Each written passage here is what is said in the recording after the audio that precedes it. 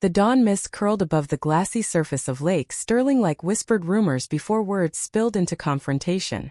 It started when Karen Matthews, HOA enforcer extraordinaire with her stiff collar and embroidered blazer, stomped onto my dock at first light, brandishing her official no-fishing sign as if it were a badge of divine authority. Her matching polo crest gleamed under the rising sun as she barked into her cell phone. "Yes, I said no fishing, and they're trespassing, send the sheriff." The fishing rods lay neatly piled behind her, the morning's haul still untouched by hooks that dared defy her rules. I watched from the shorebank, heart hammering, recalling the hours spent researching my deed's boundaries, the soil surveys and property maps proving my lakefront rights extended far beyond her stifling covenants. When her voice rose to a shriek, drawing startled glances from the few early anglers drifting past, I stepped forward, paper-strewn binder in hand. "You're on private property," I said calmly, voice steady against her fury. "This lake is mine." She swiveled, eyes bulging, and lowered her phone. "You can't just ban the boats," she spat. "This is a community waterway." The mist swirled between us as if nature paused to witness the standoff. I flipped open my binder to the ordinances she'd never bothered to read: parcel maps, easements granted decades earlier, and a clause she'd selectively ignored. Private lake rights trump HOA bylaws where public access never existed. I pointed to the stamp seal on the top page. "County granted me exclusive boat usage years ago. Your bylaws don't apply here." The binder trembled in my grip as her face flushed crimson beneath her perfectly coiffed hair. She lunged, finger jabbing at the documents, but I held them high. Then came the twist. A slow boat drifted into view, piloted by my friend Carlos, the local marine surveyor who'd come to verify my claims. He beached at my signal. From the deck he held up the official survey certificate, its seal bright in dawn light. Karen's shriek cut off as the surveyor read aloud. "Private lake owners' exclusive recreational rights confirmed." Her knees buckled. The sign rattled in her grasp. The lake's glass surface mirrored the tableau her outrage reflected back in perfect symmetry. In that pregnant silence her shock spoke volumes. Power wielded without knowledge was powerless. Waste collectors paused on their rounds nearby. Fishermen tightened their lines on distant boats, each witness a living jury. Karen's phone slipped from her hand and clattered on the planks as the sheriff's cruiser finally dispatched rounded the bend. The law arrived in black and white, but so did community judgment. Neighbors on shore applauded softly, relief and vindication rippling across dawn's hush. When the sheriff asked her calmly to step aside, her fury collapsed into tremors of humiliation. She gathered her sign and purse, retreating without another word, as if her authority had evaporated in the morning air. With her exit, I laid the wooden plaque at the dock's threshold. "Boats banned by owner's decree." It stood sentinel over the waters now free from entitlement. I invited Carlos to film the moment live, asking the crowd and viewers, "Was I right to defend my rights so fiercely? Share if you do the same." The comments erupted instantly, side-by-side debates on rights and rules. As the sun climbed higher, its rays danced on the plaque's weathered wood. A reminder that justice, like the dawn, arrives unwavering. Was banning those boats extreme, or justice served at first light? Tell me, right or wrong? The repercussions of that dawn showdown rippled through Lake Sterling like shockwaves, echoing in whispers and headlines alike.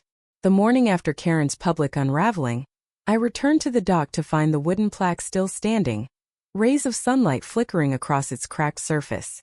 I traced the letters with my thumb, recalling the tremor in the air when I raised that decree. My mind drifted back to the claustrophobic meetings of the HOA where Karen's heavy-handed rules had once wrought uniformity at the expense of freedom, where shrub heights trumped individual expression and shared spaces became arenas for petty dominion. That day, however, had reset the balance. I watched boats glide past, fishermen casting lines in peaceful defiance, and pleasure seekers guiding canoes into the calm morning haze. Each vessel was a testament to property rights reclaimed. Yet beneath that serene tableau, I sensed undercurrents of unease. Some neighbors whispered that my response was too draconian, that banning all boats punished the innocent alongside the guilty.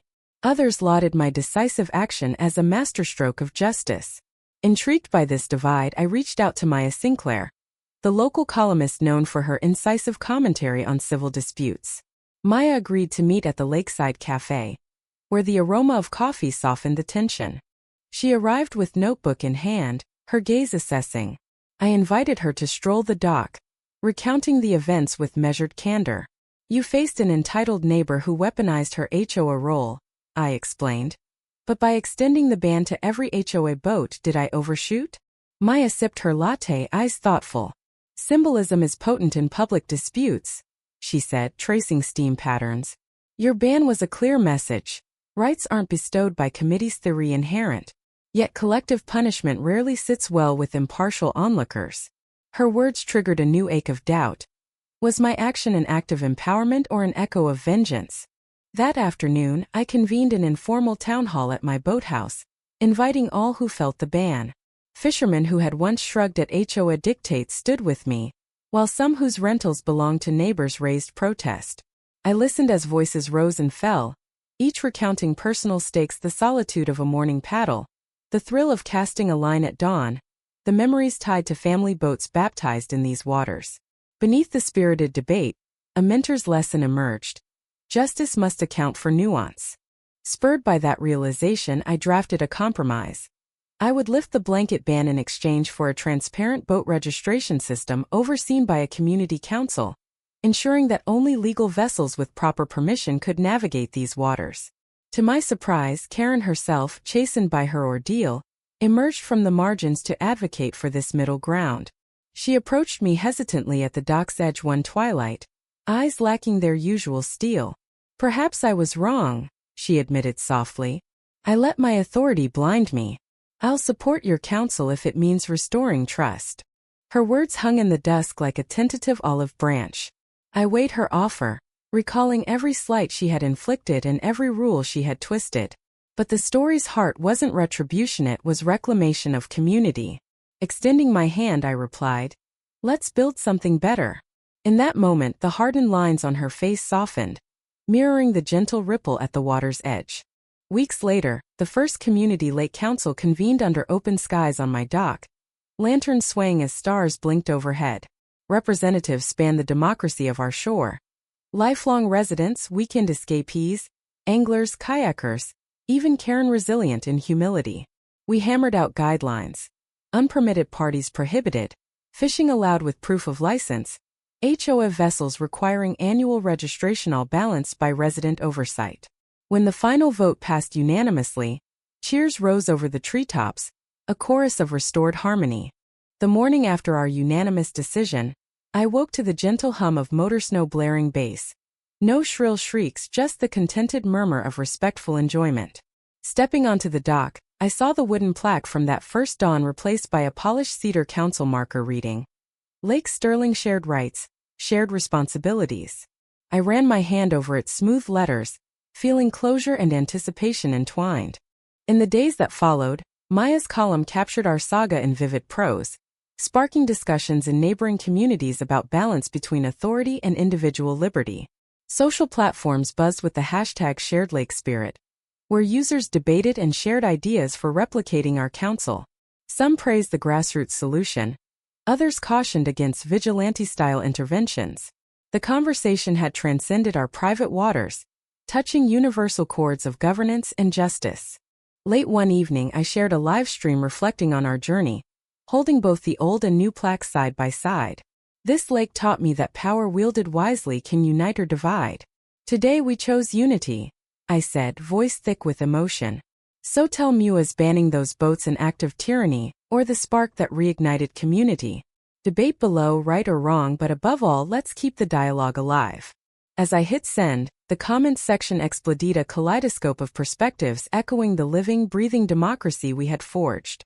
Under the quiet glow of moonlight, I strolled the shoreline, content in knowing that justice here wasn't a fixed decree but a living covenant. And somewhere beyond the reeds, the gentle lapping of water whispered that as long as we listened to the law, to each other, and to the hum of shared purpose, our lake would remain a sanctuary not of entitlement, but of togetherness.